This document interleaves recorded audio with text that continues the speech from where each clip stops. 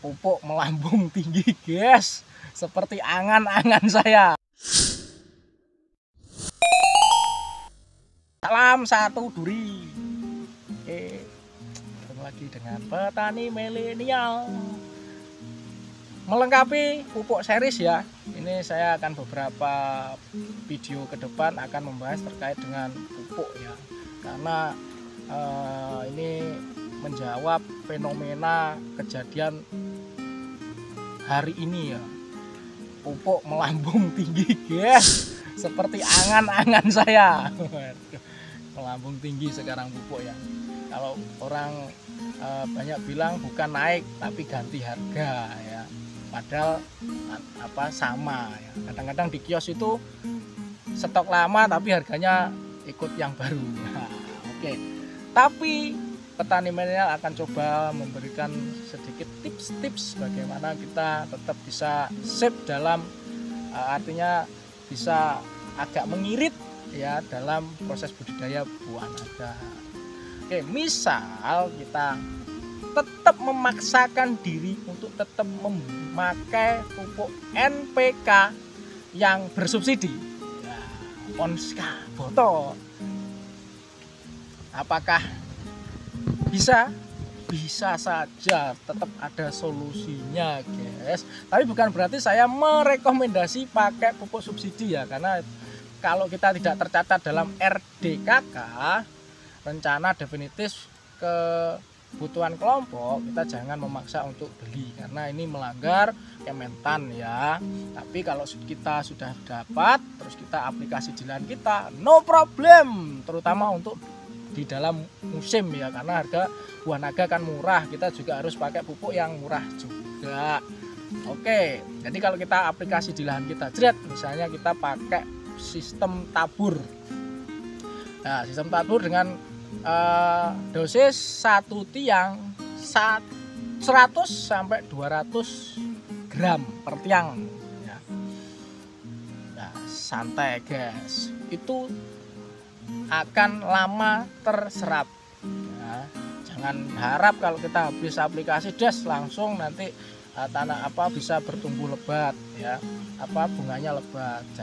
Tidak bisa guys, tapi kita harus butuh beberapa mikroorganisme yang mampu membantu pupuk NPK tadi untuk cepat terserap oleh tanaman kita. Ada mikroorganismenya guys, mikroorganisme pelarut fosfat. Nah, karena dalam NPK tadi yang sulit terlarut dan sulit terserap oleh tanaman itu adalah dari fosfatnya. Karena fosfat itu dalam bentuk batuan, sehingga dia butuh mikroorganisme yang namanya mikroorganisme pelarut fosfat. Dari apa saja? Dari kelompok Bacillus atau Aspergillus niger bisa. Kemudian dari Pseudomonas florens bisa. Kebanyakan adalah kelompok dari bakteri. Makanya ada istilah BP, bakteri pelarut fosfat, BPF. Wah, gitu guys. Nah, dari kelompok bakteri tersebut itu dia mampu membantu tanaman dalam mendapatkan fosfat dari pupuk yang kita aplikasikan. Nah, kalau di tanah kita sudah banyak mengandung bakteri pelarut fosfat, itu akan membantu. Ibaratnya ketika kita memberikan pupuk, bakteri tadi itu kayak mendulangkan gini ke sabut-sabut akar yang siap untuk menyerap unsur hara dari pupuk tadi, ngono loh guys.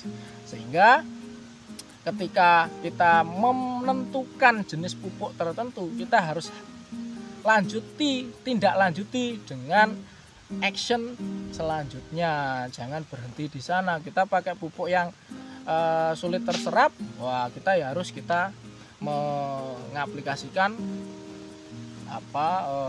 bakteri pelarut fosfat dan bakteri-bakteri lain yang tentunya ada penambat nitrogen.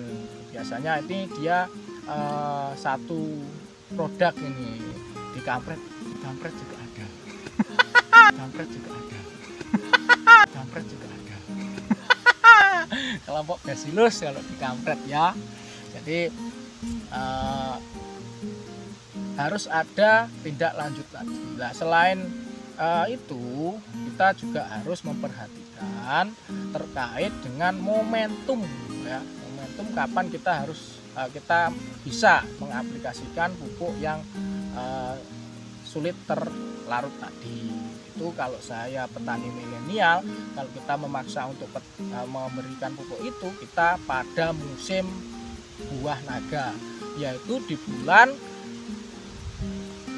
November sampai di bulan Februari, terutama pada awal-awal musim masuk. Nah, itu kita bisa aplikasi itu karena dengan pupuk yang murah saja dalam kutip subsidi itu akan bisa tetap berproduksi karena pada waktu itu buah naga harganya murah. Tapi kalau pas luar musim guys, harga 15.000 up ya jangan pakai subsidi guys, karena selain sulit untuk mengeluarkan bunga, butuh akselerasi, itu harganya kan juga mahal toyo sehingga bisa menutupi biaya yang kita keluarkan. Oke, sedikit penjelasan kami ketika kita memaksakan diri untuk pakai pupuk subsidi.